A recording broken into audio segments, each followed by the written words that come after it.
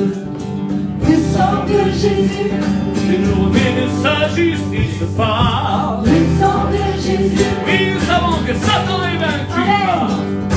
le sang de Jésus, Et nous sommes victorieux. par son sang précieux, le sang de Jésus. Je vous entends? Le sang de Jésus. Oui, plus fort. Le sang de Jésus. Et le peuple a déclaré, le sang de Jésus. Le sang de Jésus. Le sang de Jésus. Le sang de Jésus. Le sang de Jésus. Nous invoquons ce soir sur l'Église. Le sang de Jésus. Nous invoquons sur nos familles ce soir. Le sang de Jésus. Nous invoquons sur nos enfants. Le sang de Jésus. Nous invoquons sur le président. Elle en a besoin aussi. Le sang de Jésus. Hey! Le sang de Jésus. Le sang de Jésus. Hey, hey, hey. Le sang de Jésus. Le sang de Jésus. On va proclamer. Le sang de Jésus. Le sang de Jésus. Le sang de Jésus. Le sang de Jésus.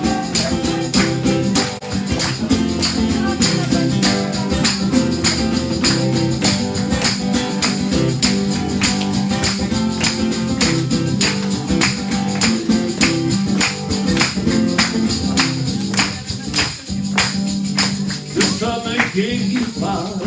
Le sang de Jésus. Avec moi. Nous sommes plus que vainqueurs par. Le sang de Jésus. Dieu purifie nos cœurs par. Le sang de Jésus. Et nous opposons à Satan. Le sang de Jésus. Oh, plein de Confiance dans le sang de l'alliance. Le sang de Jésus. Le sang de Jésus. Le sang de Jésus. Le sang de Jésus. Hey, Encore. hey, hey. Le sang de Jésus. Le sang de Jésus. Je proclame le sang de Jésus. Le sang de Jésus. Allez, un dernier couplet de proclamation.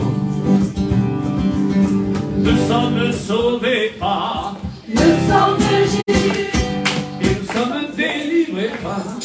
Le sang de Jésus. Nous avons la prospérité de Dieu par. Le sang de Jésus. Et nous sommes guéris par. Le sang de Jésus. Le sang de Jésus. Le sang de Jésus. Et le sang de Jésus. Le sang de Jésus. Le sang de Jésus. Le sang de Jésus. Le sang de Jésus. Le sang de Jésus.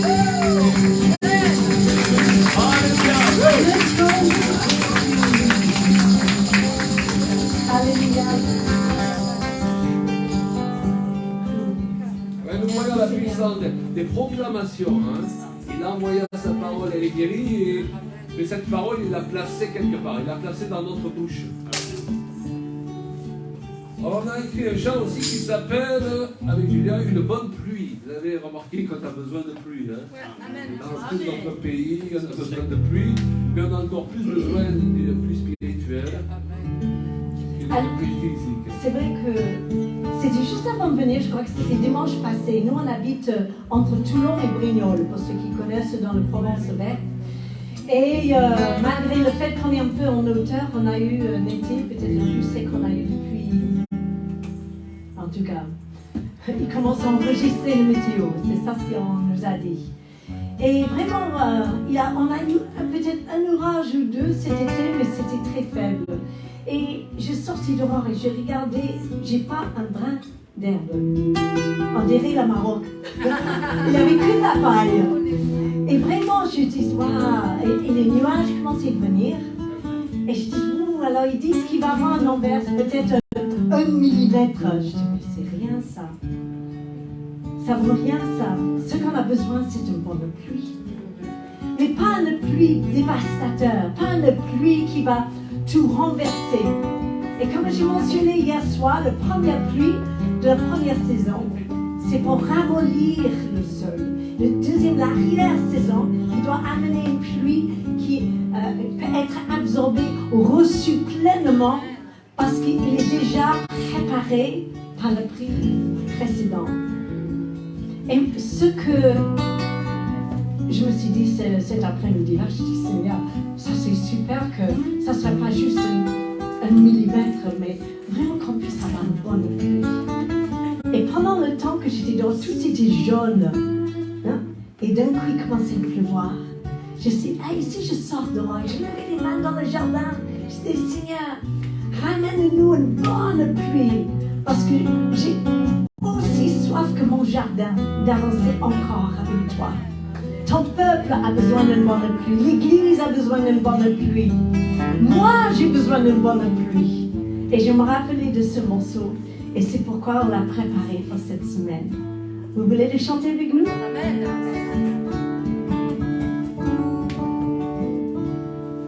C'est pas toujours facile de vivre ici-bas, entouré de choses viles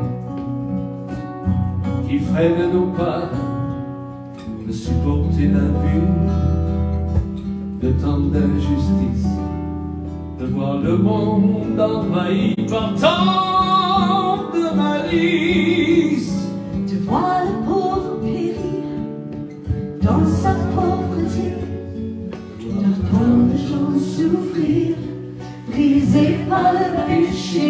Je veux voir monter le niveau des fleurs de ton esprit. Ce qu'il nous faut, c'est une bonne pluie.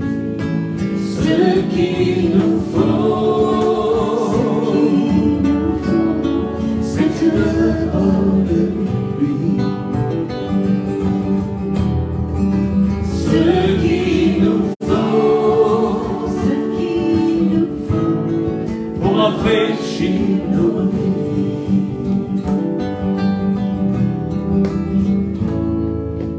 pour emporter nos larmes,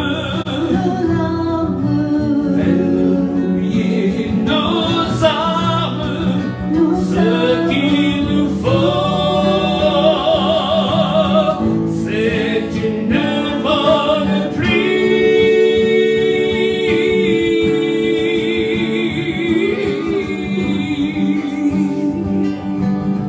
C'est une bonne pluie. C'est une bonne pluie.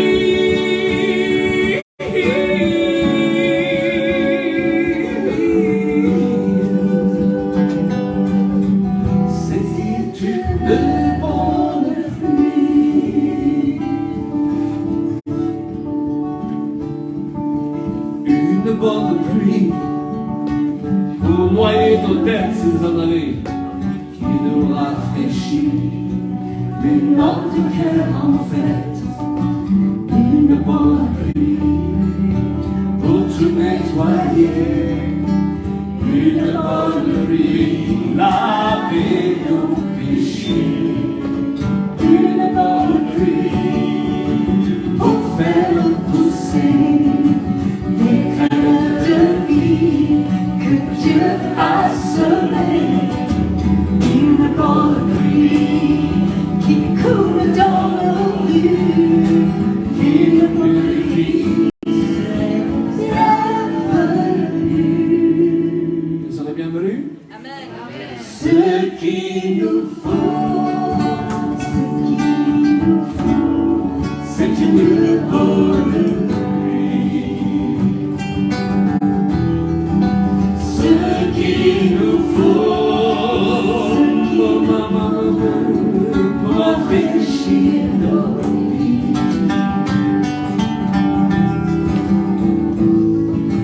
pour emporter nos larmes, faire briller nos armes, ce qu'il nous faut, c'est une bonne pluie.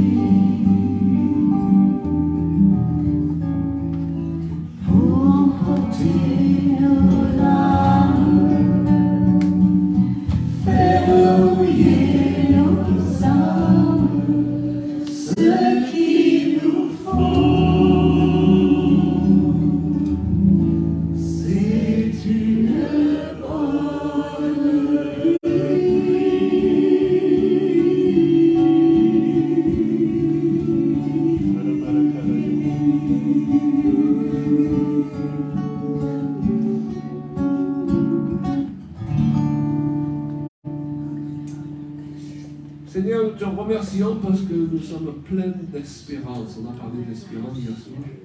Nous sommes pleins de foi aussi vis-à-vis de ce que tu as pour l'Église dans ces temps. Nous n'avons pas regardé aux choses négatives que l'adversité veut utiliser dans ces temps pour décourager ton peuple à croire que quelque chose de grand, de bon, de formidable vient au-devant de nous. Je le crois profondément, Seigneur. Une pluie va nous surprendre, va surprendre une partie de ton Église qui a soif, alléluia, qui a faim. Qui a faim et soif ici? Faim et soif de plus de Dieu, n'est-ce pas? Et Dieu il répond à ceux qui ont soif. On donne à boire à ceux qui ont soif, pas à ceux qui n'ont pas soif. Hein? À manger à ceux qui ont faim. Moi j'ai faim. Hein? Ah ouais. Alléluia, J'ai soif aussi. Alors c'est bon, là. On est bien parti. Alléluia. On peut saluer la personne à côté de nous. Et on peut dire, ah, moi j'ai soif, moi j'ai faim, je veux plus. Alléluia.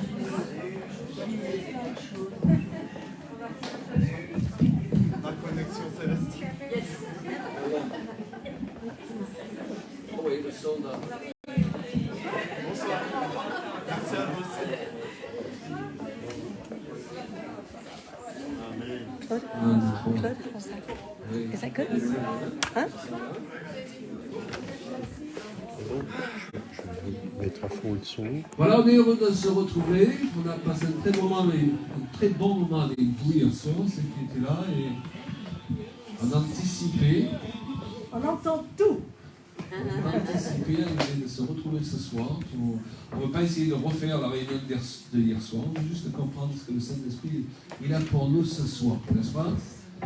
Et je veux quand même partager peut-être encore une petite page publicité, si on peut l'appeler comme ça, vis-à-vis de nos livres. Alors hier, j'ai partagé au sujet de ce livre que je viens juste de sortir. On va peut-être prendre une petite bouteille d'eau si vous avez. Oh là là, merci. La Bible dit avant qu'ils aient fini de parler, je vous exauce. Et je vous encourage à vous fournir ce livre, parce qu'on y raconte toute une partie de notre parcours, et puis voilà, un parcours avec ses victoires, avec ses défaites, ses joies, ses déceptions, et surtout un parcours ensemble. Et c'est important. Alors, on n'a pas tous l'occasion peut-être d'avoir un conjoint avec qui on peut partager des choses importantes au niveau de l'évangile, mais c'est important d'avoir des amis, des frères et sœurs, des frères et des sœurs qu'on peut appeler nos amis. Hein, Jésus a dit, vous êtes mes amis si vous faites ce que je vous commande. Et vous savez, j'avais justement un ami qui me disait, lorsque j'étais dans le monde, j'avais des amis formidables. On était prêts à donner notre vie les uns pour les autres. Je me suis converti, je suis arrivé dans l'église et j'ai du mal à trouver de vrais amis. Hey, c'est le monde à l'envers. C'est dans l'église qu'on doit trouver les gens qui sont prêts à donner leur vie pour nous. Donc, il y a quelque chose à redécouvrir pour toute une partie de l'église, ok? Et je crois que dans ce livre aussi, on voit que c'est important de recommencer, de rebondir. Après chaque situation, après chaque défaite, c'est important d'avoir une mentalité un peu aventurier, je dirais. La vie chrétienne, elle ne se passe pas comme il faut. En tout cas, on est souvent déçu par la vie. Si on a une mentalité, eh bien, Dieu il s'en occupe, ma foi, il sait que s'il a besoin de moi, il connaît mon adresse. En fait, il faut se lever, il faut y aller chercher la bénédiction. Il faut chercher la vie. Il faut chercher la guérison. Il faut chercher à refaire parfois là où on a échoué dans la vie, à accepter nos erreurs. Et c'est là où on a besoin vraiment d'être ensemble pour le faire. Et on sait de quoi on parle, parce qu'en 2021, ma femme a été très malade. Je ne sais pas si on en a... Peut-être tu peux juste toucher un mot. Hein, Mais il y a beaucoup de gens qui sont éprouvés dans leur corps, ils ont l'impression parfois que les serviteurs de Dieu, ils sont au-dessus de tout ça. Et les témoignages dans ce sens, ça peut vraiment aider les gens à trouver l'espoir pour eux-mêmes. Je crois que la dernière fois on est venu, c'était en 2019, c'est ça? Donc il y a beaucoup de choses qui ont changé, en tout cas pour nous. On ne dirait peut-être pas trop comme ça, mais nous sommes des nouvelles créatures, encore et encore. Et il fallait rebondir. Fin janvier 2021, j'ai su que j'avais un cancer, stade 3, agressif. Et c'était la dernière chose que j'imaginais. C'était aussi pendant le confinement, le Covid faisait rage en même temps. Et en fait, ça m'a permis de vivre cela d'une façon un peu privée, parce qu'on est un peu assommé. On n'imagine pas, surtout après 40 ans de service avec le Seigneur, on n'imagine pas les choses. On a pris pour pas mal de personnes dans notre vie qui ont ces sortes de problèmes. On a l'habitude d'être de l'autre côté de la barrière, en fait. Et alors voilà, je me trouve d'un coup dans un soin qui était le chimio, avec tout ce qui suivit, etc. J'ai cherché bien sûr la face de Dieu, mais j'ai appris ce que c'était d'avoir le cœur au ventre. Et même si on a la foi, même si on me dit je suis une guerrière, et je suis une guerrière, mais il y a des moments où on peut être terrassé par des épreuves, et c'est là où on a besoin de l'aide. Et Dieu merci pour mon mari, parce qu'on a traversé cette épreuve ensemble. Et, Merci pour les frères et sœurs qui priaient vraiment. et on a contacté certaines personnes, mais on n'a pas fait savoir à beaucoup de monde parce que ce qu'on a besoin, c'est d'avoir confiance dans les personnes qui prient pour nous. Et parce qu'on est souvent sur le net, et c'est important que je choisisse mon équipe. Et en tout cas dans la première partie. Et ça allait un peu vite, mais c'était aussi très lent. Et je suis sortie vivante. Les derniers examens j'ai eu un examen juste au début août. Et merci Seigneur, j'ai plus rien. Je vais très bien aujourd'hui. Donc ça m'a abîmé un peu. Et j'ai pas tout à fait ma force qui est revenue. J'ai pas totalement récupéré ma voix. Mais on s'adapte. C'est un cours. Et, mais c'est qu'il faut c'est d'y aller avec ce qu'on a. Et pendant tout ce temps que j'ai marché à travers la vallée de l'ombre de la mort, eh bien, Jésus était avec moi. Et je me rappelle quand il est venu me visiter, et il m'a dit, Julia, n'aie pas peur d'y aller vers ces médecins-là, parce que c'est moi qui les ai choisis pour toi. Amen. Et j'aimerais juste vous encourager. Vous savez, il y a beaucoup de gens qui essaient de prendre des choses parfois par la foi, mais c'est parfois confus. Et je crois que Dieu, il veut qu'on prenne soin de nous. Et que si on est sérieux et on fait confiance, eh bien, on fait ce on peut. Et Dieu, il intervient, il fait le reste. Et c'est important de régulièrement faire des check-up, mesdames. C'est important parce qu'il ne faut pas s'amuser avec ça. Et j'ai des amis qui sont partis parce qu'ils ne voulaient pas se faire soigner. Donc, ce n'était pas mon cas. Moi, j'ai dit, Seigneur, tout tel que je peux recevoir, alléluia, était le bienvenu. Et j'ai vu vraiment la main de Dieu chaque jour.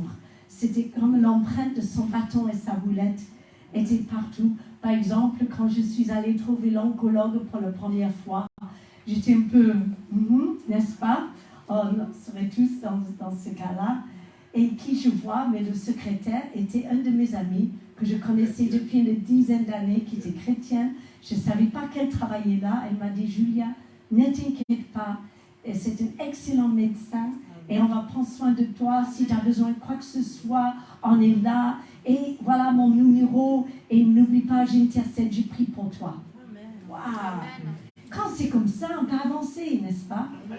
Et juste, j'aimerais vous dire, ne restez pas dans le flou. Parce que l'ennemi essaie de rendre notre esprit dans la confusion. Et quand on est confus, la crainte s'installe. Mais quand on a le vu, même si le diable se tient devant nous, on peut avancer vers lui avec confiance et autorité. Donc ce qui est important, c'est de dévoiler l'ennemi qui est face à nous. Et de ne pas accepter ces choses-là, mais de ne pas être dans le déni non plus. Oh, je dois être dans l'image. Mes amis, je me suis transformée en colombe. Voilà. Ce qui ne nous empêche pas de croire que l'Église a besoin d'une nouvelle visitation au niveau des signes, des prodiges et des miracles. Amen. Bien sûr que le premier réflexe, c'est de prier. Et nous sommes bien placés pour cela. Mais si vous n'avez pas votre miracle, ne vous laissez pas mourir non plus.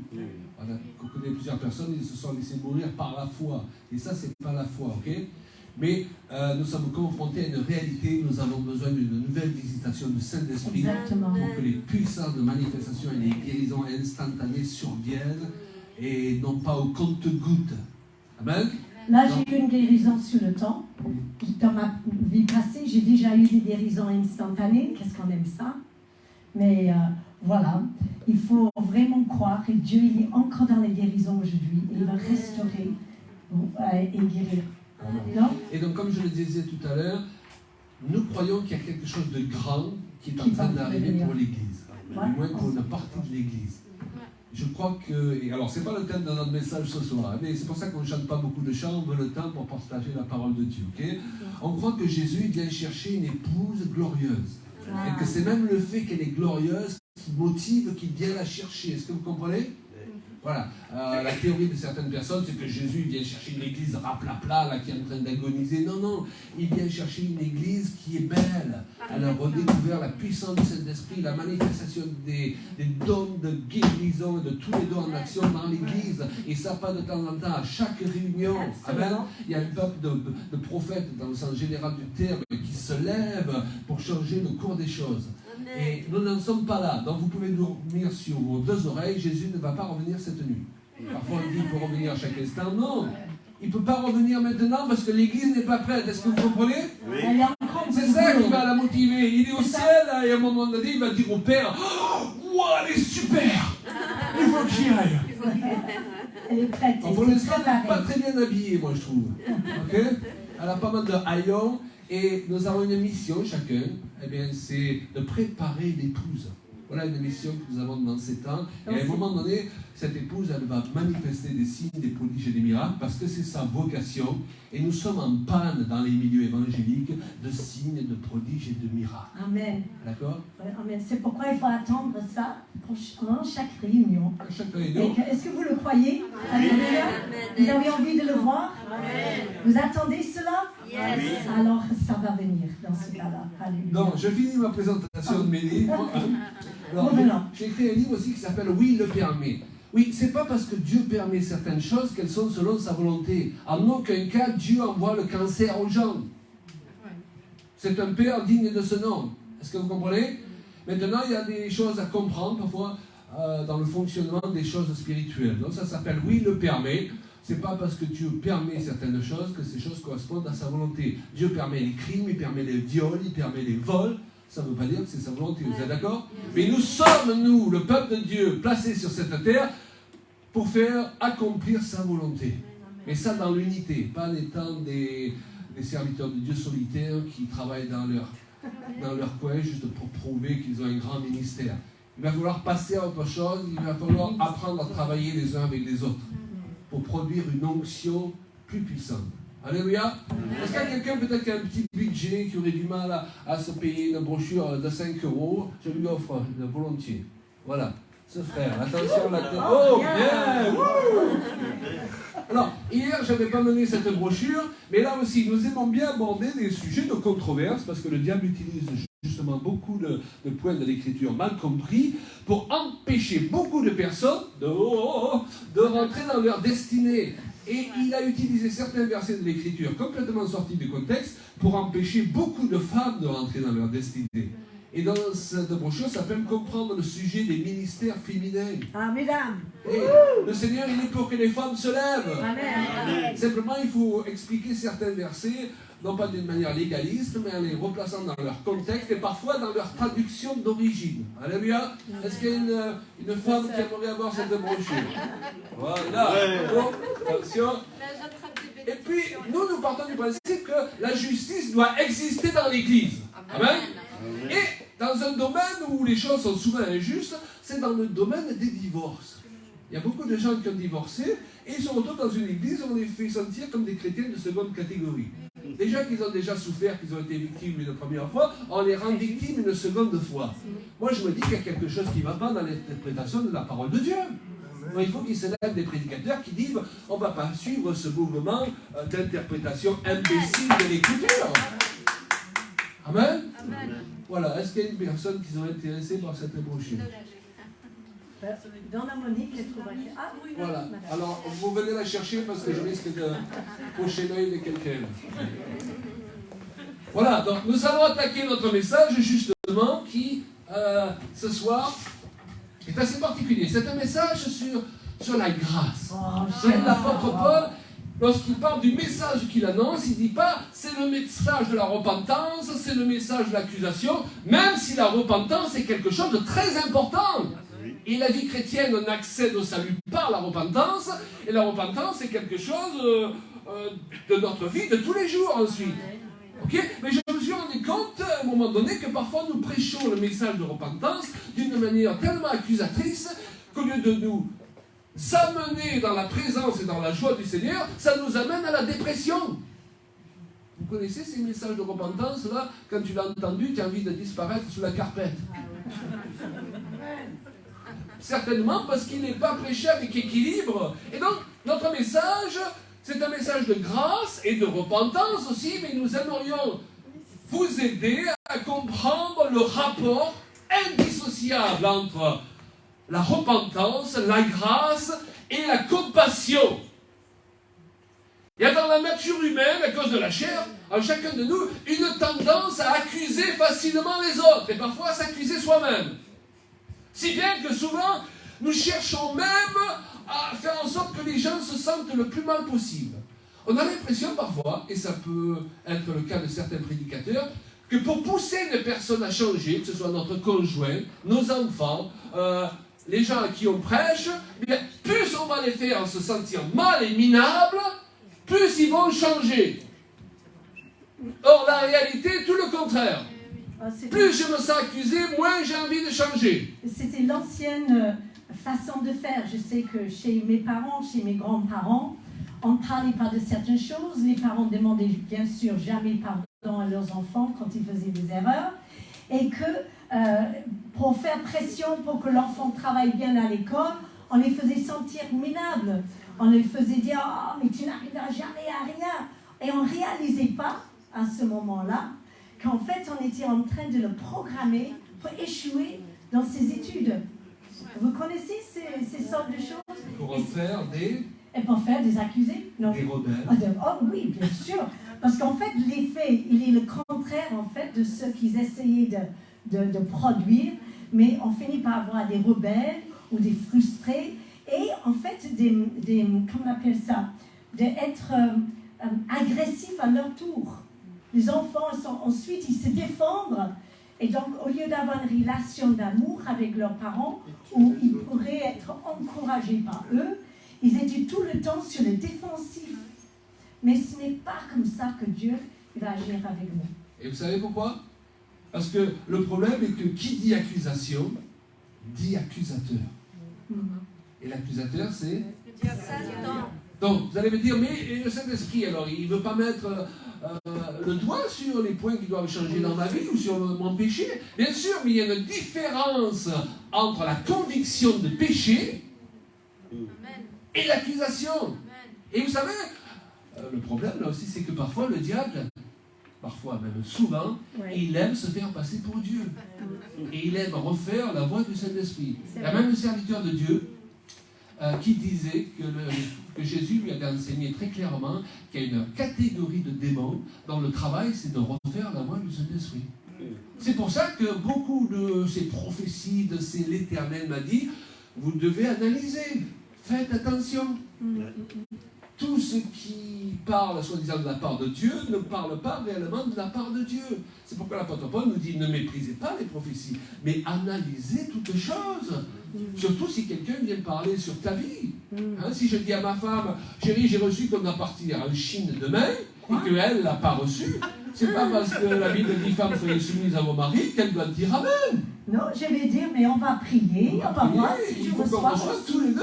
Et on a pris les décisions il y a bien des années que pour tous les grands choix à faire dans notre vie, que ça concerne autant le couple que la famille, etc., et le ministère, il fallait qu'on soit accordés et qu'on soit vraiment d'accord tous les deux avant de se lancer dedans.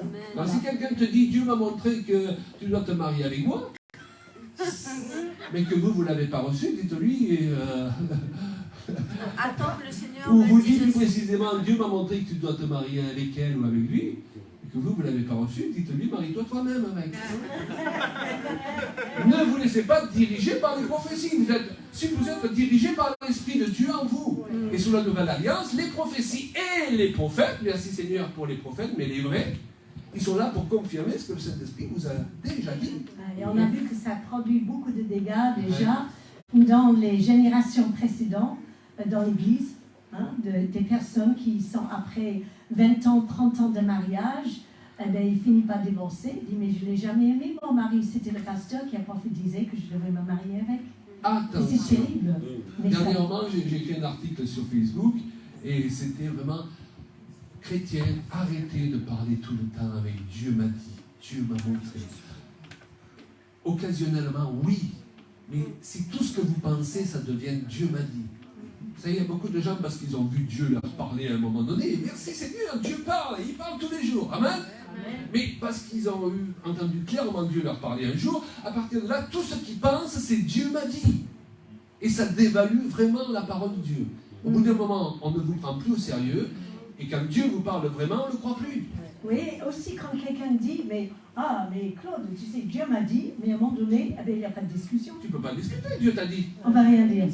Donc, ou on dit, c'est bien, mais en fait, on n'écoute pas parce qu'on ne croit pas, mais on n'ose pas lui dire, je ne crois pas que Dieu, vraiment, il ne t'a pas parlé.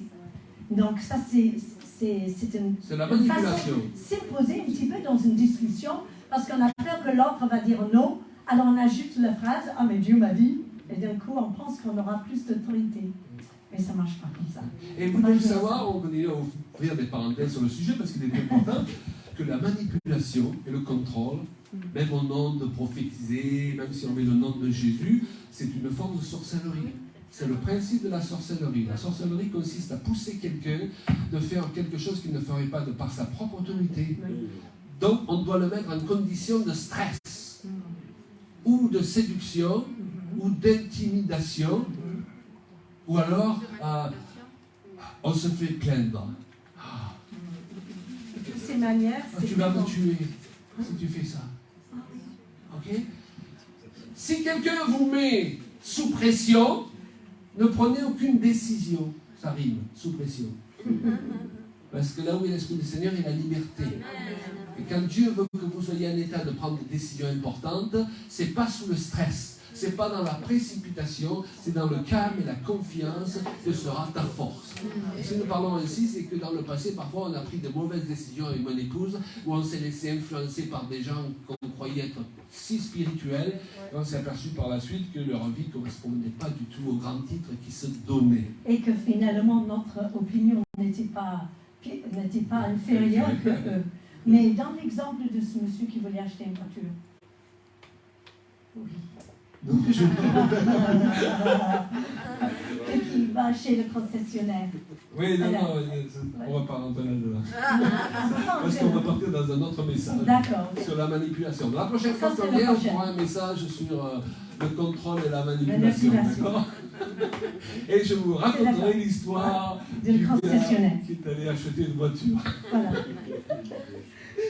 Alors, c'est pourquoi, à cause de l'accusation, souvent notre évangile, qui est indissociable de la repentance, et ce soir nous ne le nions pas, on est bien d'accord, ne fonctionne pas parce qu'il est trop empreint d'accusation. D'ailleurs, on peut être vrai dans le fond et faux dans la forme. Ce qui produit un drôle de mélange qui court-circuite notre efficacité, parce que ça équivaut à chercher à servir Dieu avec les affaires du diable. Chercher à servir Dieu selon des principes qui, eux, sont démoniaques.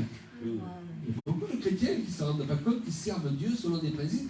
Beaucoup de maris, la manière dont ils manipulent leurs femmes, ou de femmes, la manière dont ils manipulent leur mari, ils pensent que c'est pour leur bien, mais ce sont des principes démoniaques, parce que c'est du contrôle, et ce n'est pas la liberté.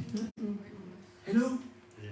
Donc nous devons faire attention à ce que nous appelons la parole de Dieu. L'appel de Dieu aux hommes est un appel à la fois à se repentir, à faire retour, à se détourner de ses péchés, oh combien c'est vrai, sans être en même temps un message d'accusation. Dieu ne cherche pas à nous faire sentir mal. Il veut surtout qu'on sache combien il nous aime et nous avons du prix à ses yeux.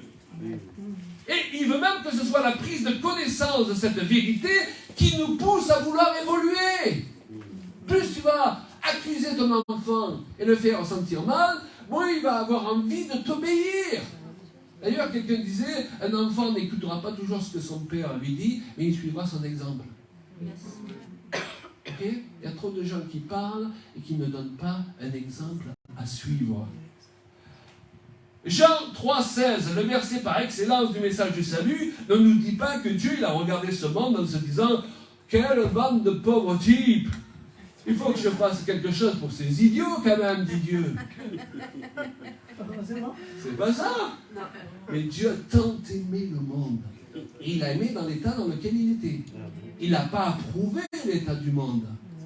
On en a parlé hier soir. Mais il a tant aimé le monde qu'il a donné son Fils unique. Dieu vous a estimé à un si grand prix alors que vous étiez encore dans vos péchés, qu'il n'a pas hésité à donner ce qu'il avait de meilleur pour vous. Et c'est ce message d'amour qui doit nous donner envie de nous repentir. Amen. Est-ce que vous voyez la différence? Et c'est pas parce qu'on va vous dire, si tu ne te repens pas, tu pars en enfer. Même si c'est vrai. Ça ne commence pas par là. Même s'il y a un jugement, si vous commencez à prêcher le jugement de Dieu avant de prêcher l'amour de Dieu, on l'a vu hier soir, vos fondements sont à l'envers. Et ça ne peut pas fonctionner. Ça ne remet pas en question la réalité du jugement. Mais le jugement en général est pour ceux qui n'acceptent pas la grâce. Mais le message de Dieu, ce n'est pas le message du jugement, c'est le message de la grâce. Alléluia. Donc il est important d'annoncer l'évangile d'une manière équilibrée et de placer les vérités bibliques dans le bon ordre. Je crois que parfois il y a des parents, ils ont une façon de parler de Dieu à leurs enfants où c'est presque, voilà, si tu vas y aller en enfer, si ce n'est pas comme ça qu'il faut partager la bonne nouvelle de l'évangile. Et j'ai entendu, une fois ça m'a beaucoup choqué, des parents qui priaient pour leurs enfants et ils priaient presque, ils disaient, Dieu fait une sorte que, voilà, qu'ils souffrent un peu. Voilà, le fait que les problèmes viennent parce qu'il ne va pas écouter ce que je lui dis, il ne va pas écouter que tu es vraiment Dieu, son sauveur. Et c'est incroyable. Vous pouvez imaginer que des parents pourraient souhaiter de mal à leurs enfants pour qu'ils viennent à Dieu. Ce n'est pas comme ça que ça marche. Ce qu'il faut, c'est qu'il faut que l'enfant voit que leurs parents qu'ils ont choisi de suivre Dieu étaient tellement bénis, tellement encouragés, tellement remplis d'amour, et que leur parcours de vie a montré que de suivre Dieu, ça payait, que de suivre Dieu, il avait une grâce sur leur vie, qu'ils ont envie de connaître ce même Dieu. Et il faut qu'on fasse attention par nos paroles, de ne pas maudire les personnes qu'on aime le plus. Mais La vie et la mort sont du pouvoir de la langue. Exactement. Moi, je ne veux pas que mon christianisme il fasse pitié. Je veux qu'il fasse envie. Ce n'est pas la même chose. Alors, est-ce que ce qu'on est en train de dire, ça a des fondements bibliques, parce que si ça n'a pas de fondements bibliques, on est juste en train d'animer la galerie, là. Parce qu'on s'est dit, il faut bien faire une réunion ce soir, on va leur faire un petit message qui leur fait du bien, là, ok?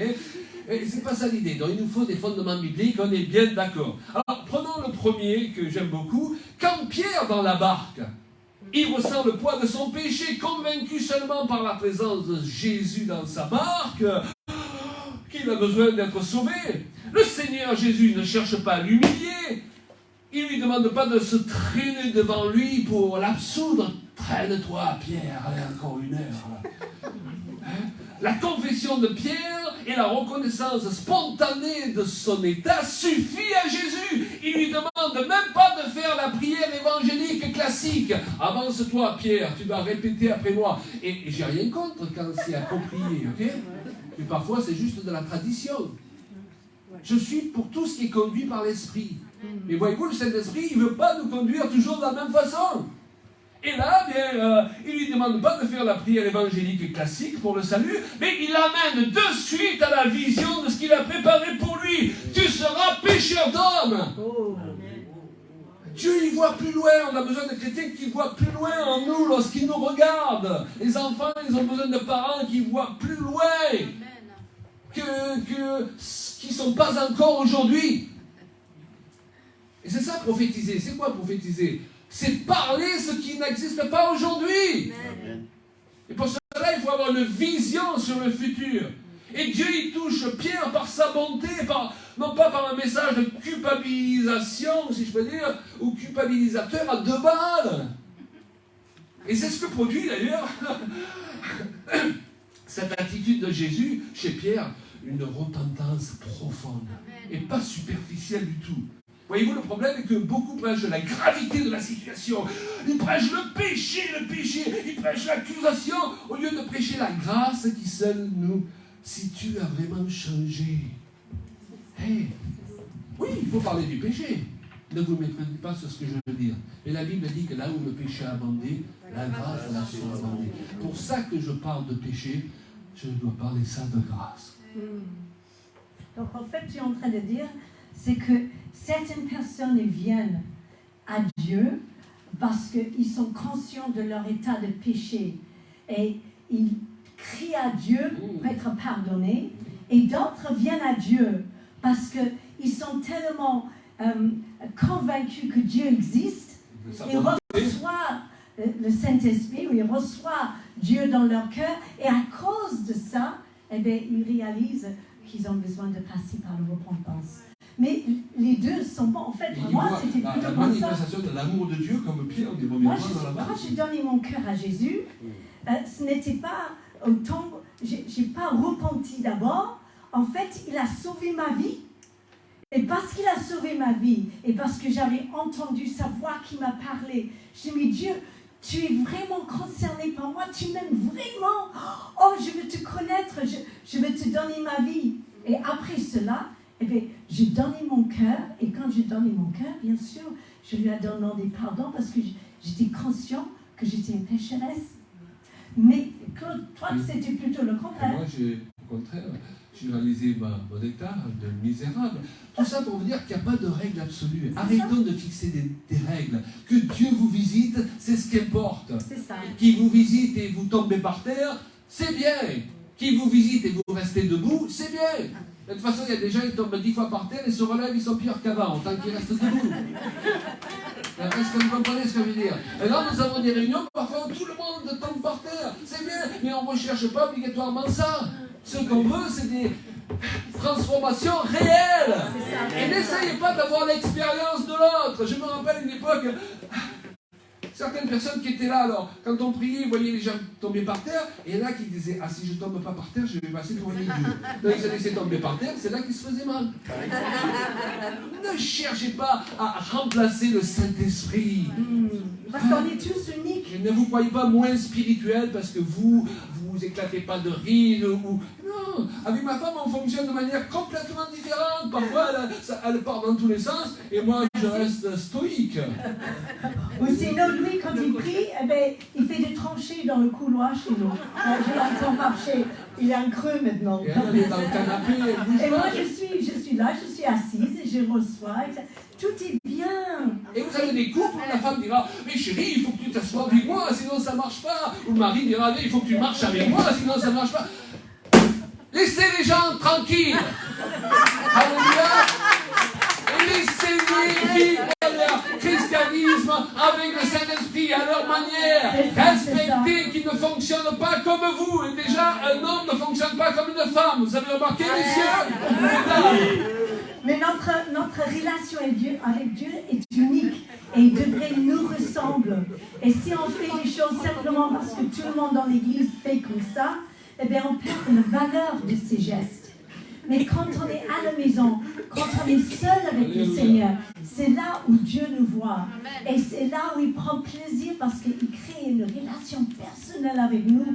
Et il a dit, ah non, mais on se comprend tous les deux. Il y a une visitation personnelle. Et ça, c'est la beauté du corps de Christ.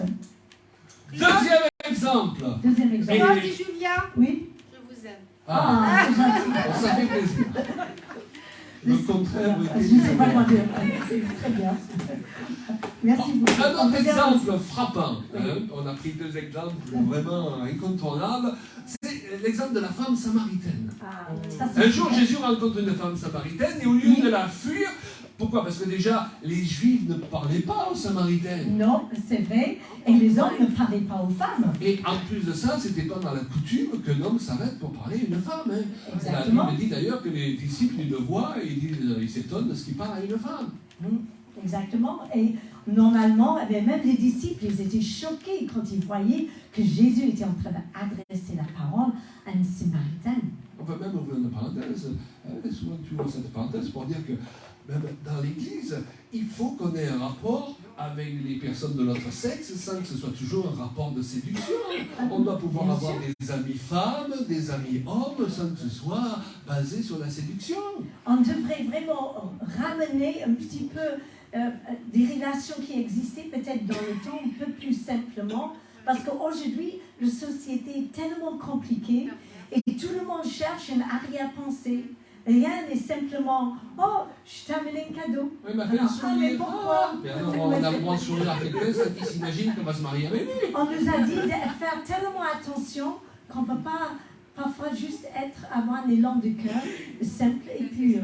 Et que dans l'Église, on devrait avoir, on devrait trouver des parents, on devrait trouver des enfants, ça, on a prêché là-dessus une autre fois, on devrait trouver des amis, mais des amis, des vrais amis. Il y a des personnes qui arrivent dans l'Église, des jeunes hommes, et bien toute leur vie, le seul exemple qu'ils avaient des femmes, c'était dans un jeu de séduction ou de domination. Et bien c'est ici qu'ils doivent apprendre qu'on est égaux les uns les autres, et qu'on est différentes, et qu'on peut avoir des relations saines sans avoir un arrière-pensée. Et Jésus, là, il ne s'occupe pas de ce que peut penser, c'est le cas de le dire, Pierre et Oui, Paul. Amen. Voilà. Parce qu'il est bien dans sa tête, c'est important d'être bien dans sa tête. Amen. Jésus n'est pas religieux pour un sou. Bien sûr. Ok. Bien sûr. Voilà. On continue avec cette histoire. On continue comme ça. Ensuite, vous remarquerez que Jésus ne suit pas concernant les divorcés, la doctrine bien répandue dans certains milieux qu'on leur attribue. La doctrine de certaines églises est que, je le disais tout à l'heure, le divorcé, il ne peut pas servir Dieu, ou encore le fait sentir qu'il est une personne de seconde catégorie. On a l'impression que c'est le péché contre l'esprit, tu sais, les divorces aujourd'hui. Et Jésus, pour que cette femme comprenne qu'il la connaît bien, il lui donne une parole de connaissance. Et là, j'ouvre une autre parenthèse. Dieu veut manifester les dons de l'esprit à travers vous, mais pas pour que vous montriez que vous êtes le ministère ceci ou cela, parce qu'il veut bénir les gens, il veut soulager les gens. Vous voulez des paroles de connaissance? Demandez à Dieu de remplir votre cœur d'amour pour les gens. Au lieu de dire, moi je veux montrer que je peux prophétiser ou que Dieu m'a révélé quelque chose à moi. Il y a trop de ça au milieu du peuple de Dieu. C'est pour ça qu'en ce moment on est en panne de paroles de connaissance. Et pourtant on en a besoin pour les guérisons entre autres.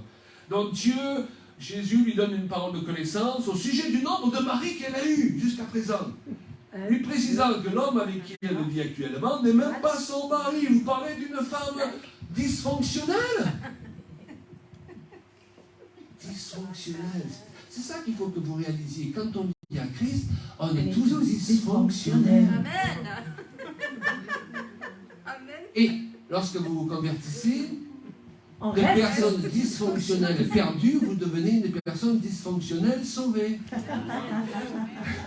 Et vous allez avoir besoin de l'aide du Saint-Esprit pour vous aider à régler le moteur, le ralenti, ça va prendre un moment. Et vous allez avoir besoin de beaucoup de patience de la part des autres.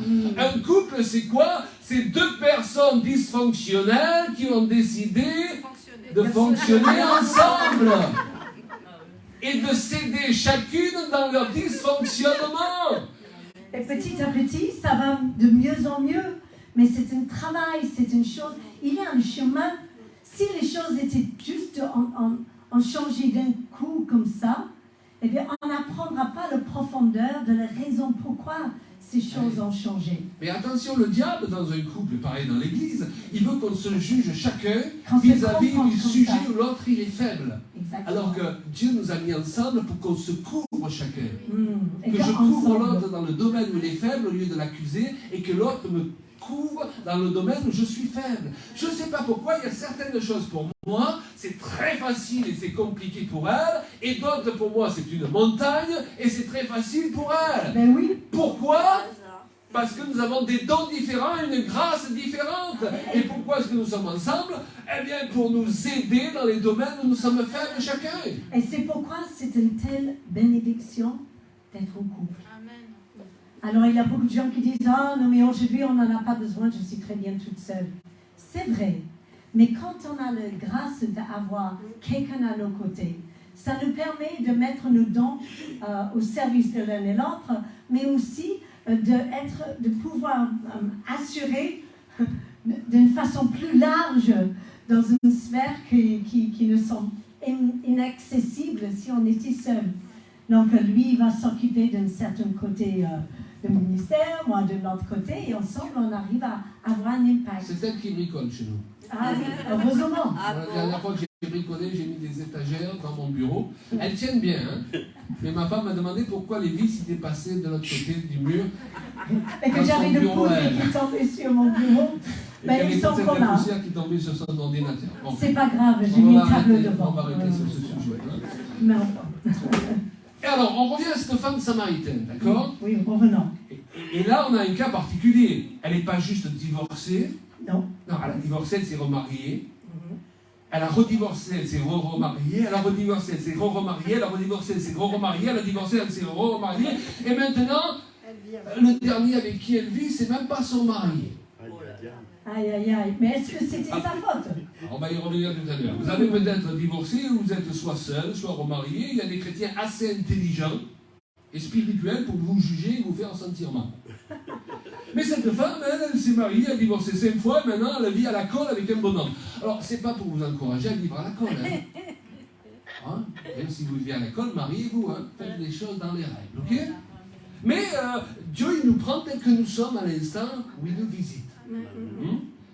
Et Jésus, au lieu de lui dire « Femme, je vois que tu as 2000 de pouvoir être un jour utilisé par Dieu, je te propose de t'inscrire dans un programme de restauration de 2 ans à l'église, un tel, et on verra ensuite ce qu'on pourra faire de toi. »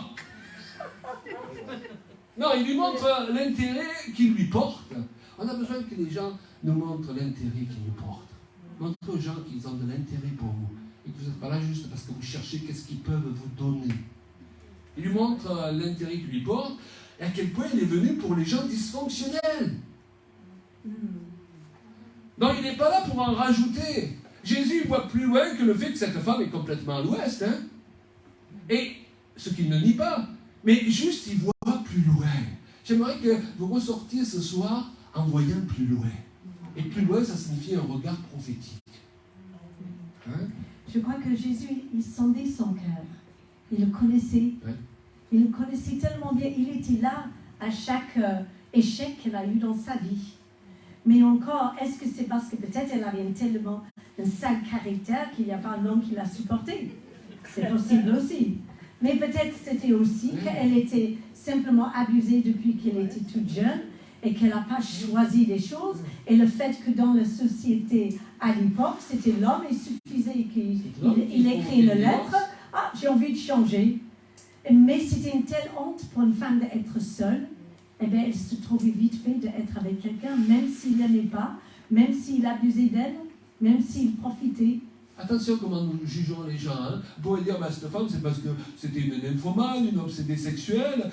Ah, c'était peut-être pas du tout ça. Hein, tu disais, il y a beaucoup de femmes qui ont tellement d'affection et d'hommes aussi qui sont prêts à se marier, parfois se remarier, le premier qui leur fait les yeux doux. Hein. Ça aussi, et quand ça ne marche pas, elles ne savent pas, ou ils ne savent pas rester seuls longtemps. C'est ça. Hein? Mais je crois que même à cet instant-là, dans cette discussion avec Jésus, et elle savait qu'il descendait le fond de son cœur, parce qu'il ne jugeait pas sur ces choses-là. Peut-être que cette femme, elle a eu le cœur brisé 5 fois. Absolument, ou plus. Qui sait? Peut-être elle avait plus d'espoir dans sa vie. Elle avait tout lâché, elle croyait plus en rien.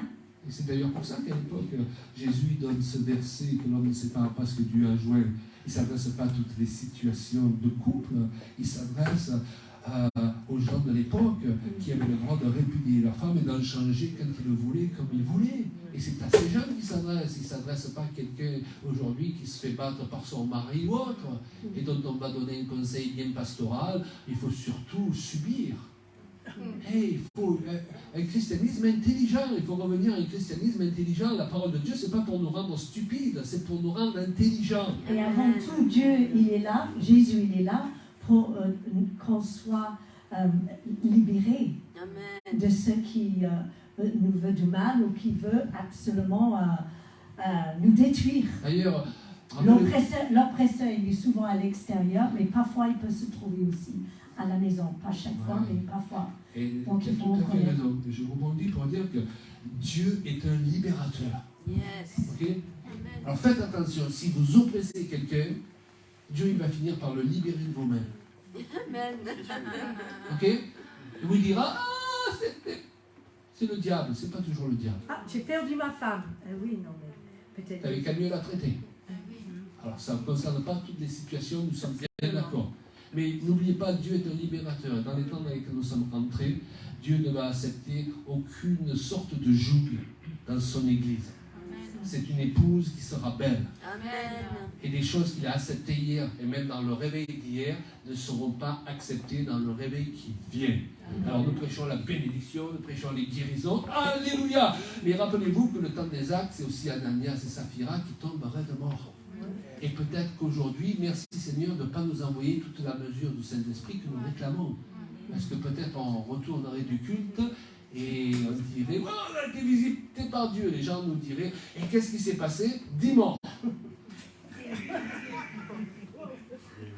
Alors utilisez le temps que vous avez maintenant. Est-ce que vous entendez? Alléluia, pour laisser vos cœurs être transformés. Et Dieu, il veut libérer autant les femmes que les hommes. Amen. Des situations qui sont oppressantes.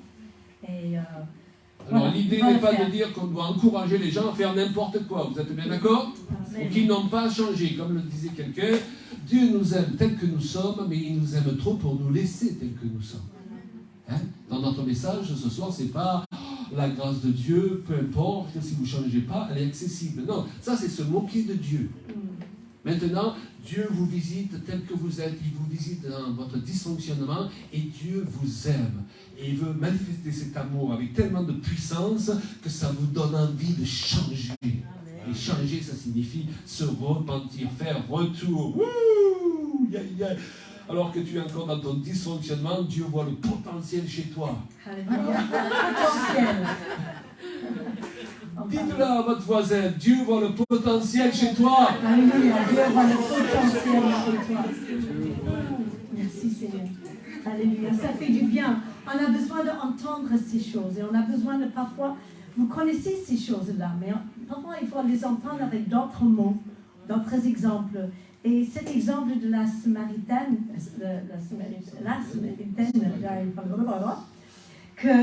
quel bel exemple que Jésus nous montre, qui n'a pas aucun égard pour ce que la société nous dit est bien et pas bien, mais qu'il aime chaque être humain et il les voit dans leur situation.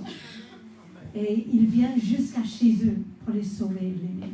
Et il est évident, la Bible ne nous raconte pas la suite de la vie de cette personne, mais il est évident qu'elle a mis un terme à ses dysfonctionnements. Amen. Mais le Seigneur, il a vu plus loin et il a fait une femme, un instrument de réveil pour toute une vie. Alléluia. Il y en a qui ne croient pas au ministère féminin. Un des derniers points que nous voulons partager avec vous, vous avez encore quelques minutes? Yes. Bon. Oui.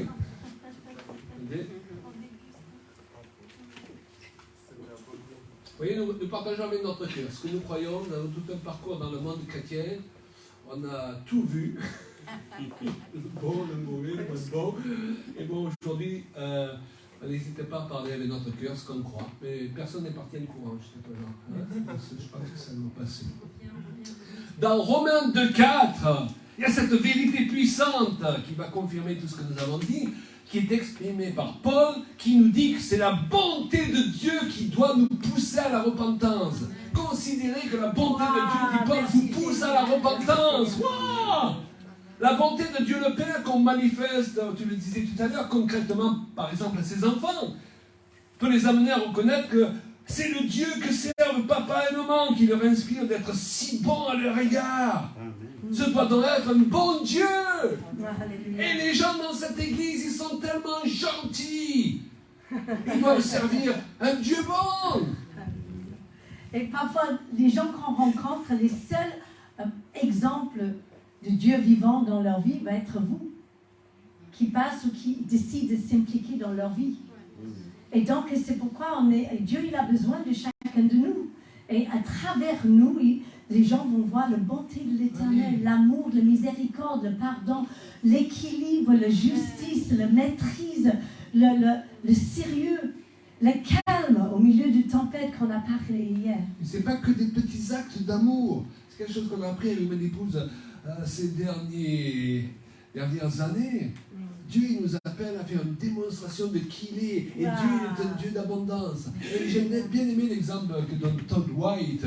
Il rentre dans un magasin de musique et il voit ce jeune homme-là qui est capable de se payer la moindre guitare, mais qui a toujours rêvé d'avoir une super guitare électrique. Et il commence à parler avec lui et il a un passé où sa mère s'est suicidée, enfin des choses très douloureuses. Et il a compassion de ce jeune homme. Et il se dit, avec tout ce qu'il a vécu, tout ce que je vais lui dire, ça ne va pas passer. Alors qu'est-ce qu'il fait? Il lui dit, quelle est la guitare, si tu avais l'argent, que tu achèterais? La guitare de tes rêves. 3 000 euros, 4 000 euros, 5 000 euros? Et le gars lui montre, ça serait celle-là. Il lui dit, ben, je te la paye. Résultat, toute la famille est venue au Seigneur. Amen. Parfois, on fait le minimum syndical en tant que chrétien. On est toujours dans le minimum. On a peur qu'on abuse de nous. On a peur. Même si on abuse de toi, ce que tu auras fait, c'est comptabilisé au ciel. Amen. Et si tu as peur maintenant à cause des échecs que tu as eu hier, ou parce qu'on t'a pris pour un idiot, de bénir les gens, eh bien, il y en a d'autres, ils y sont pour rien, et ils vont payer les conséquences de ça. Reste avec un esprit inclusif. Oui, c'est ça. Que le cœur soit suffisamment grand pour celui qui est près de nous, mais qu'on n'aurait jamais regardé, on n'aurait pas considéré, ou parce que simplement il ne fait pas partie de l'Église, ou qu'il a notre croyance. Si Dieu vous montre cette personne, soyez le Dieu vivant, alléluia, qui se manifeste à travers vos mains, et être à l'écoute. Dirigé par Dieu, nous sommes d'accord. Bien sûr. N'offrez pas des guitares à tout le monde. Ça serait difficile. Mais soyez assez ouverts pour pouvoir faire des actes qui sont plus que le minimum syndical chrétien. Hein? Et c'est un concept d'ailleurs qu'on trouve exprimé clairement à travers le ministère de Jésus. Et là, par rapport à ce qu'on a déjà mentionné tout à l'heure, l'épisode de la pêche miraculeuse. C'est un bon exemple. Jésus il fait réussir contre toute attente la pêche de Pierre. Il a pêché toute la nuit avec ses forces, il était bien intentionné, il n'a rien réussi à prendre. Jésus monte dans la barque et d'un coup les filets se remplissent. Ils ne se remplissent pas de manière, je ne sais pas si vous avez cette expression ici, chichement. Ils se remplissent tellement que les barques enfoncent. Dieu, c'est pas un Dieu qui veut bénir chichement. Amen. Il veut que ta barque enfonce, il veut que ton couple il enfonce, dans le bon sens du terme. Souvent on enfonce parce qu'on est accablé par le diable. Mais moi je rêve de voir les chrétiens arriver le dimanche. Qu'est-ce qui t'est arrivé? J'ai été trop béni. Et c'est le passage qui se trouve dans Malachie. Vous savez, vous verrez si je ne répands pas sur vous la bénédiction en abondance. Et le texte hébreu, littéralement, il exprime l'idée que tu en reçois tellement que tu ne peux pas la contenir. Donc comme tu ne peux pas la contenir, tu vas en donner aux autres. Vite, débarrassez-moi de la bénédiction, j'en ai trop. C'est mon rêve dans ce temps, voir les chrétiens trop bénis. Amen. Alléluia. Amen, amen. Alléluia. En fait, on a beaucoup plus que ce qu'on imagine. Souvent, on se dit, mais j'attends que cet argent entre, j'attends que je règle le travail, j'attends ceci, j'attends cela avant de pouvoir vraiment bénir les autres. Mais fais avec ce qu'on a. Parce que finalement, on a énormément plus que la plupart des gens dehors. Donc, et déjà, le temps qu'on peut passer, et le téléphone, qu'est-ce que c'est? Je peux parler de la téléphone 2 secondes. Le téléphone, c'est une invention extraordinaire. Et je sais que pendant le Covid, eh bien, j'ai jamais eu autant de personnes au téléphone. J'avais des listes de personnes. Juste leur donner un petit coup de fil. Comment ça va? Je pense à toi. Ah, c'est le premier coup de fil que j'ai reçu cette semaine. Voilà. Oh non, mais ça va, mais je suis enfermée. C'est incroyable ce qu'on peut faire juste avec notre voix. Enfin bref, ça c'est... Et donc, à la vue de cette pêche miraculeuse, Pierre part à vendre des poissons en disant, ah, bon plan, hein. Hey, Jésus, donne-moi ton numéro de téléphone, je te rappelle dès que j'ai besoin de toi. Hein? Non, la puissance de la bénédiction le retourne comme une crêpe. Dieu, il veut nous retourner par la puissance de la bénédiction. Et il veut retourner les gens à travers nous parce que nous sommes une bénédiction pour eux. Il y a des chrétiens qui ne sont pas une bénédiction pour le monde. Ok? dans Jérémie, il est question justement que nous soyons des cadeaux. Dieu dit à Jérémie, quand tu étais encore dans le ventre de ta mère, je t'avais appelé et je t'avais nommé prophète. Et le texte hébreu, il dit, je t'avais donné prophète. Nous sommes donnés à ce monde pour être une bénédiction. Vous êtes donnés à l'église dans laquelle vous êtes, pas pour être des râleurs, pour être une bénédiction pour l'église. Vous êtes donnés au conjoint que vous avez pour être une bénédiction. Vous êtes un cadeau. Le tout, c'est de ne pas devenir un cadeau empoisonné. Est-ce que vous comprenez? Oui. Ça aussi, vous pouvez le dire à votre voisin. Tu es un cadeau. C'est ta vocation. Tu as une vocation de cadeau ici-bas. Sur ton lieu de travail, tu es un cadeau.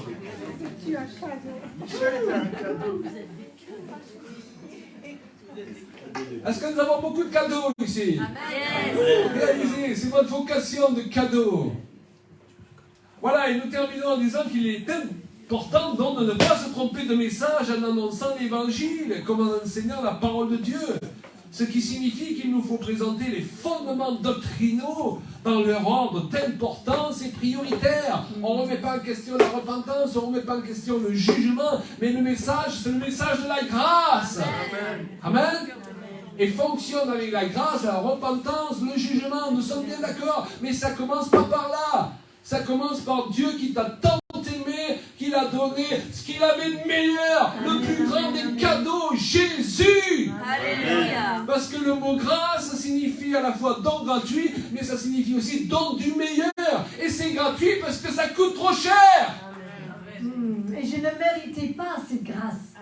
On ne méritait pas cette grâce. Et pourtant, Dieu nous a tant aimés qu'il nous a donné ce qui était hors de notre portée, ce qui était préparé pour chacun de nous. C'est ce qu'il voulait donner parce qu'il ne nous voyait pas comme on était, mais il nous voyait déjà comme on allait devenir.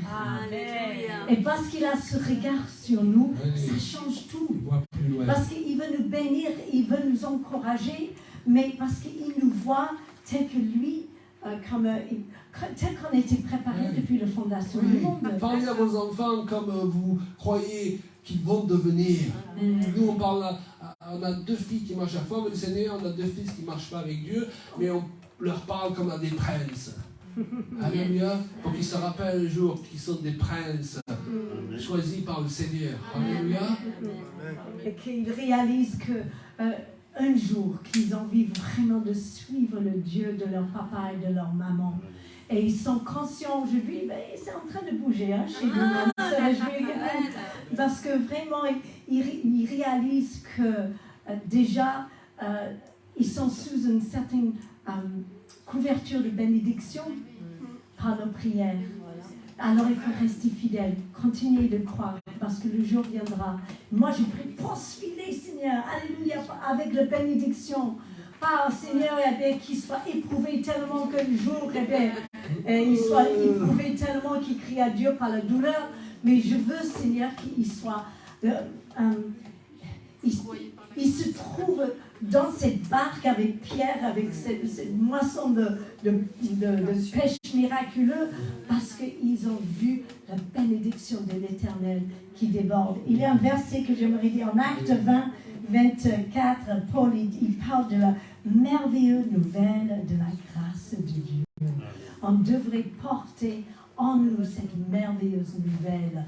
On est là pour porter une bonne nouvelle. Bien sûr, parfois, il y a des choses difficiles à dire et on ne doit pas le pas dire, mais il y a la façon de les dire. Et Dieu, il nous donne la sagesse et l'inspiration du Saint-Esprit pour faire passer vraiment la vérité aux gens. Mais il faut que ça reste une bonne nouvelle. Alors, il faut qu'on ait la joie qui porte cet évangile. Et il ne faut pas laisser rien ni personne voler la joie de servir Dieu. Vous êtes radieux, vous devrez briller dans les ténèbres. Ça, c'est votre vocation. Alléluia. Ok. Alléluia. Je crois que... on va arrêter là. On va arrêter. Regarde, derrière toi. Mais je ne fais pas pour moi-même aucun cas de ma vie, comme si elle était précieuse, pourvu que j'accomplisse ma course avec joie et le ministère que j'ai reçu du Seigneur Jésus, d'annoncer la bonne nouvelle de la grâce de Dieu. Alléluia. Est-ce qu'on peut lever nos mains, Seigneur? Nous sommes partants pour recevoir la bonne nouvelle et pour communiquer la bonne nouvelle. C'est un privilège de nous a donné. On ne va pas être connus comme des chrétiens qui ont toujours une mauvaise nouvelle. Vous connaissez ces gens, ils ont toujours une mauvaise nouvelle. Quand ils soi-disant prophétisent, c'est toujours négatif. Il y a des gens qui ont une conception du prophétique, c'est chercher le mal chez les autres. Et ça, ce n'est pas le don de prophétie, c'est le don de suspicion. Et ça ne vient pas d'en haut, ça vient d'en bas, ok? Seigneur, merci. Nous prions, alléluia, pour que ton peuple soit fortifié par la puissance de ta parole en ce jour. Pour que cette parole soit un baume sur les cœurs qui ont été blessés. Qu'elle soit un encouragement pour ceux peut-être qui ont eu un parcours dans l'Église chaotique, ceux qui peut-être ont été découragés. C'est un temps pour retrouver les visions. C'est un temps, le Seigneur vous parle ce soir pour retourner et retrouver les visions qui ont été endormies, pour réveiller les visions endormies. C'est un temps pour croire à l'impossible. C'est un temps pour ne plus penser, je suis trop jeune, je suis trop vieux, j'ai trop vécu. C'est un temps pour faire table rase, pour ouvrir une page, un chapitre nouveau et garder seulement le bon du passé. Le passé, il est important pour vous aider à vous propulser dans un meilleur futur. Mais le passé, il peut nous meurtrir si on a devant les yeux simplement le fruit de nos échecs passés.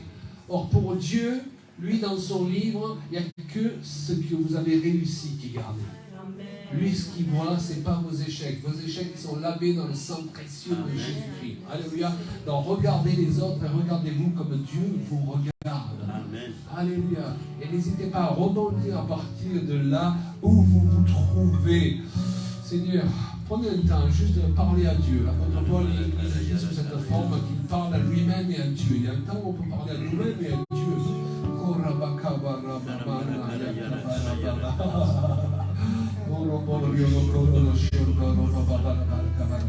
Il y a tellement de paroles qui est annoncées ce soir dans le message qu'on n'a même pas vraiment besoin de prier pour vous individuellement. Okay? Vous devez juste recevoir cette parole ce soir.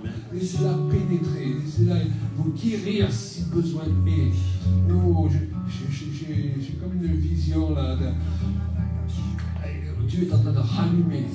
Je vois des bougies qui ont été éteintes, mais il y a encore le lumineux qui fume là. Vous savez?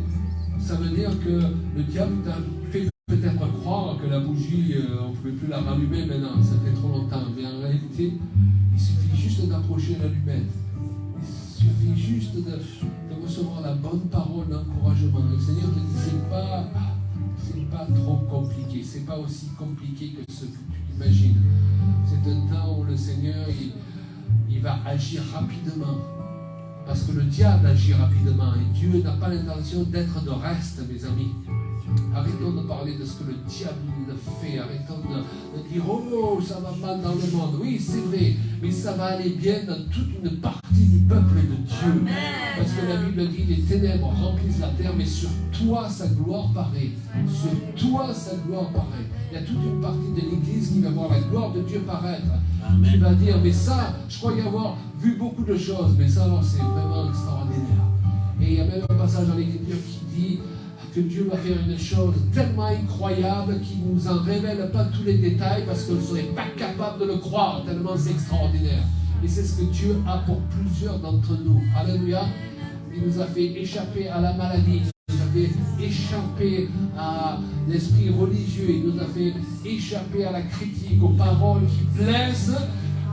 C'est pas pour qu'on reste assis aujourd'hui, c'est pour nous faire rebondir dans la vision qu'il a prévue pour nous pour ce temps.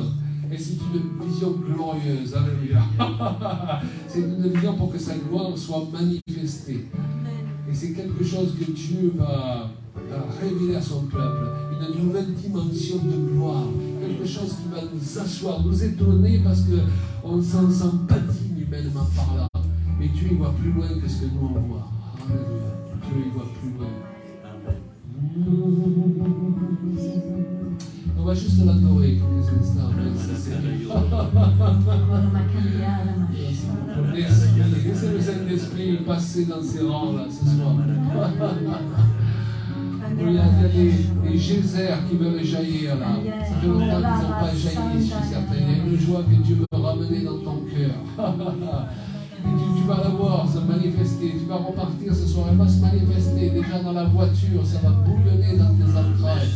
Pendant cette nuit dans ton lit, ça va bouillonner dans tes entrailles. Alléluia.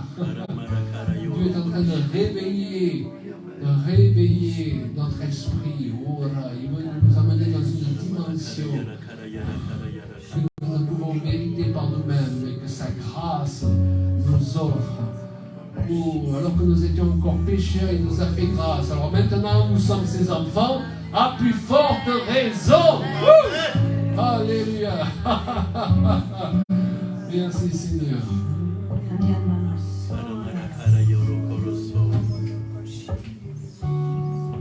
Le chant s'appelle grâce et on va le chanter comme pour sceller ce message. Comme pour dire, moi je laisse la parole de Dieu pénétrer en moi.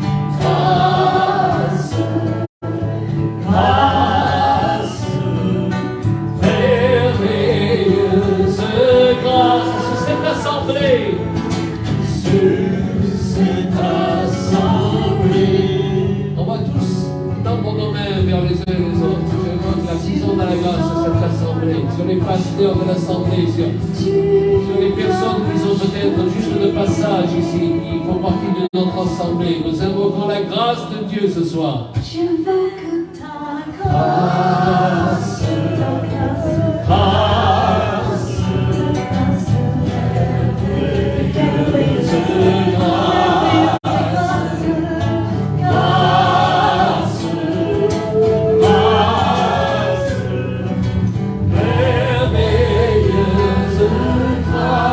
cette assemblée, et par ton précieux sang, tu as racheté.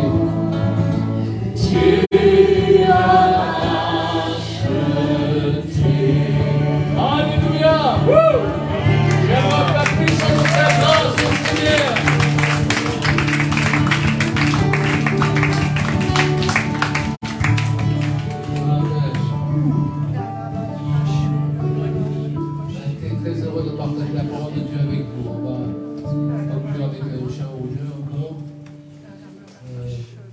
Offrande, et sentez-vous dans la liberté, d'accord? Voilà, si vous avez été béni, vous pouvez bénir. Si vous n'avez pas de quoi, il n'y a pas de problème. Si vous voulez être remboursé d'hier soir, vous venez. Maintenant, si vous avez mis 10 euros, ne demandez pas 50 euros ce soir, d'accord?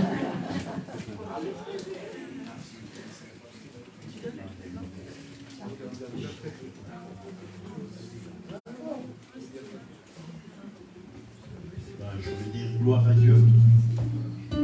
Ce message de ce soir, et j'ai vraiment vu comme si le Seigneur appuyait sur l'interrupteur de la lumière. Il y a des lumières qui sont en train de s'éteindre, il est en train de les rallumer. Il y a la vie qui vient, il y a la lumière qui vient dans nos vies. Et nous allons être des témoins vivants, des témoins puissants pour sa gloire. Alléluia. Il enlève là où il y a des blessures, il guérit. Il restaure les vies, il transforme les vies, il transforme notre mentalité. C'est ça le but du message de ce soir. Transformer nos mentalités. Nous puissions voir comme lui voit. Parce que nous, on voit mal. On voit mal. Mais on a besoin de lui, on a besoin de son esprit, on a besoin de sa lumière. Et je remercie vraiment le couple Payan, Claude et Julien pour ce message. Ils vont chanter un chant. Et que Dieu vous bénisse tous. Merci d'être venus. On est dans la joie. Et après ces chants, il y a encore des livres. Si vous voulez profiter de ces enseignements, ils sont dans des petits livrets là.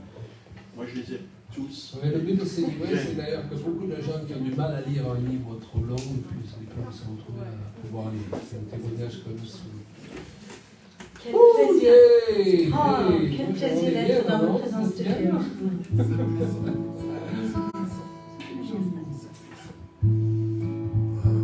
Ton nom est magnifique sur toute la terre. Alors, on va se quitter juste en torrent le Seigneur. Ton nom est magnifique sur toute la terre. Alors, ce sont nos chants, mais voilà, comme on est à l'aise avec nos chants, on encourage les gens à rentrer dans notre bulle, à adorer le Seigneur ensemble.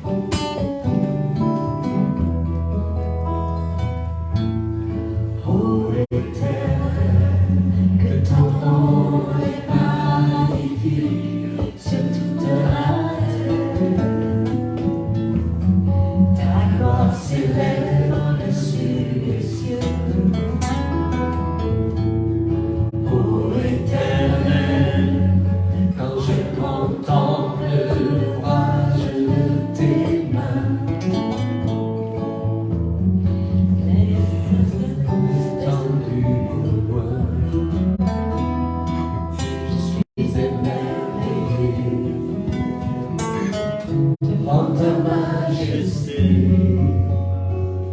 Et je me dis, qu'est-ce que l'homme, pour que tu penses fort à lui, pour que tu me en fasses ton ami. Tu l'as couronné de gloire, tu lui as donné de régner sur les œuvres de tes mains pour en prendre soin.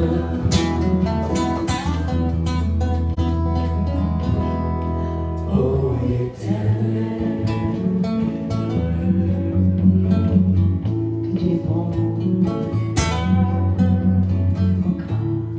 ô Éternel, que ton nom est magnifique sur toute la terre. Ta gloire s'élève au-dessus des cieux. Ô Éternel, la bouche des enfants et des nourrissons proclame la gloire de ton nom. Je suis émerveillé Devant ta majesté, Qu'est-ce que je me dis? et je me dis, qu'est-ce que l'homme, pour que tu penses fort à lui, pour que tu veuilles en faire ton ami. Tous les animaux des champs, du plus petit au plus grand, tous ceux qui parcourent les océans proclament la gloire de ton nom. Ô Éternel, Merci pour ta présence. Oh Jésus. Merci pour ta présence ce soir. Tu es merveilleux. Merci pour ta grandeur.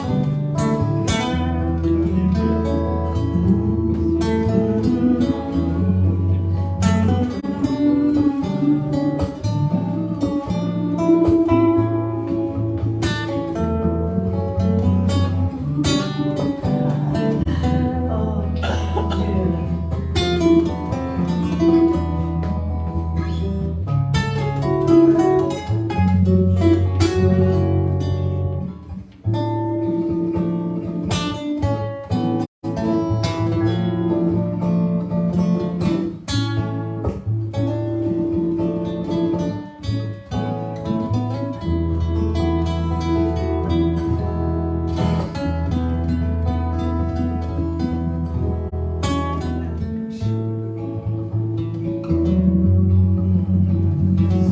On va le chanter encore une fois. Ah oui.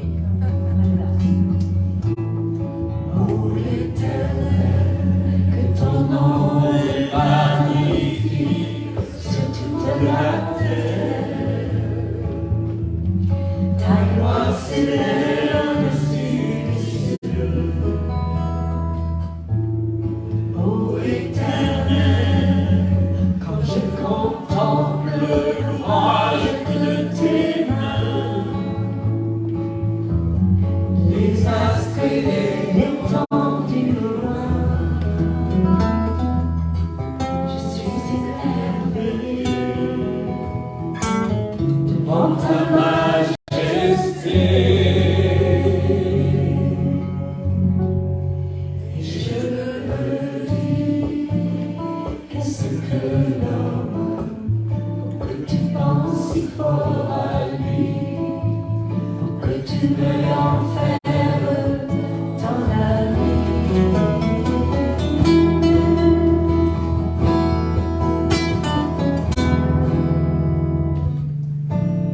Tu l'as couronné de gloire. Tu lui as donné de régner Dieu nous rend la gloire en Jésus-Christ.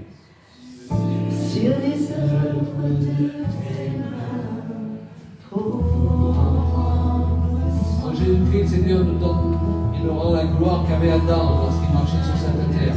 Et bien plus, parce que nous sommes recréés par le Saint-Esprit en Jésus-Christ. Oh, merci pour la gloire. Merci, Seigneur, que tu manifestes dans ces temps, que ton Église paraisse, que ton Église change le cours des choses. Oh, merci qu'une part de gloire s'attache à ceux qui sont venus ce soir. Oh, quand on parle de gloire, on ne parle pas dans le sens de la gloire dont parle le monde. Cette présence de Dieu qui rend possible tout ce qui était possible alors, qui nous entoure, qui nous rend sécures, nous a fait mis dans notre identité d'enfant de Dieu et qui fait de nous des témoins puissants, non pas par nos propres forces, mais par la grâce de Dieu manifestée dans nos vies et à travers nos vies. Oh, éternel, béni soit ton nom. Glorifie le nom de Jésus.